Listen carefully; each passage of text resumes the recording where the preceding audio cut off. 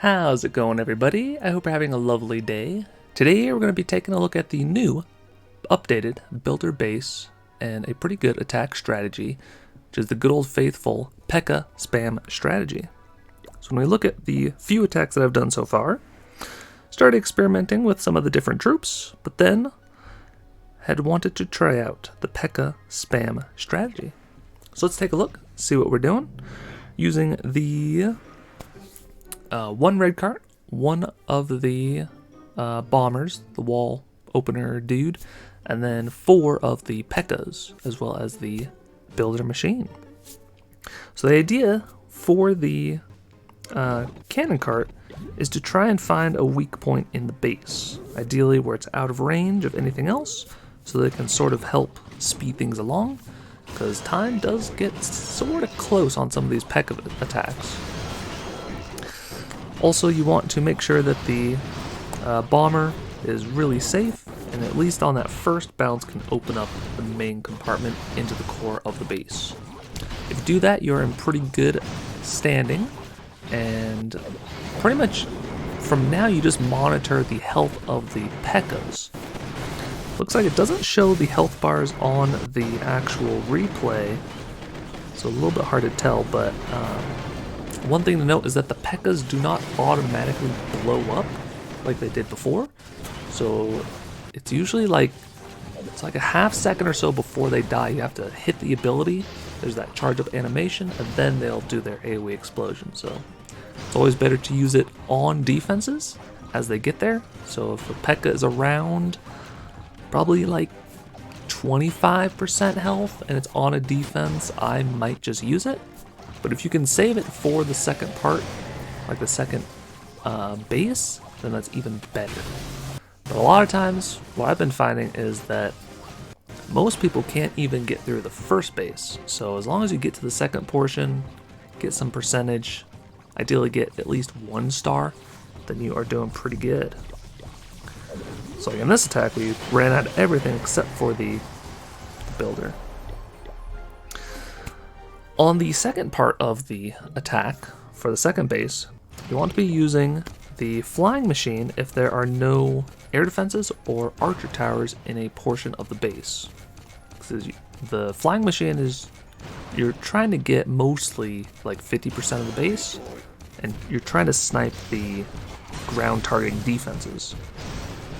So then ideally, if any P.E.K.K.A. survive, as well as the 2 bonus troops that you get, the 2 spaces, which would be P.E.K.K.A.s, you want to try and use that to overwhelm the base.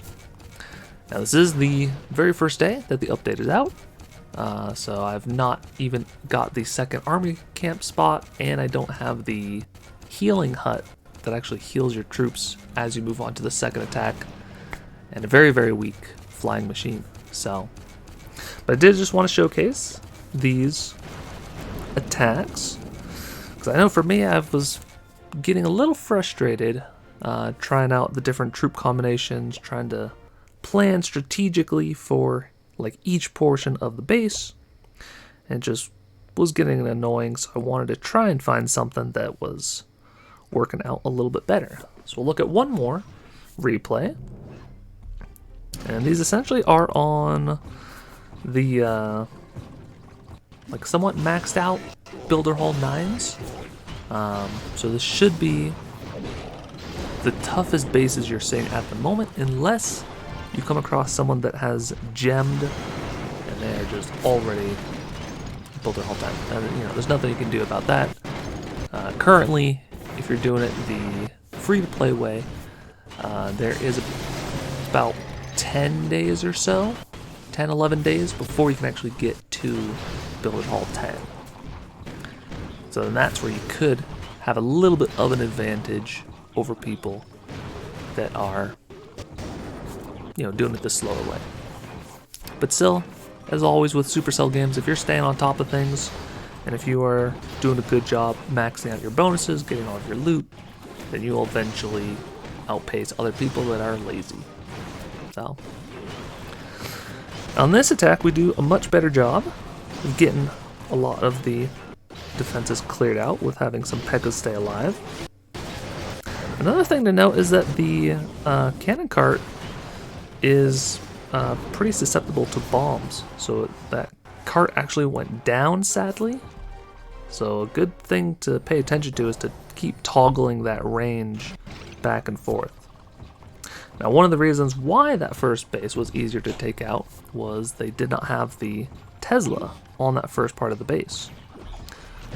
Still learning how much defenses can be placed on which portion of the bases, but it worked out for us. So like on this base there were too many of the air defenses, or the firecrackers rather, so I went with the ground hero and it worked out great. So now that we looked at those, in case you're still sticking around, you can look at all of the different attacks. So those were those first two.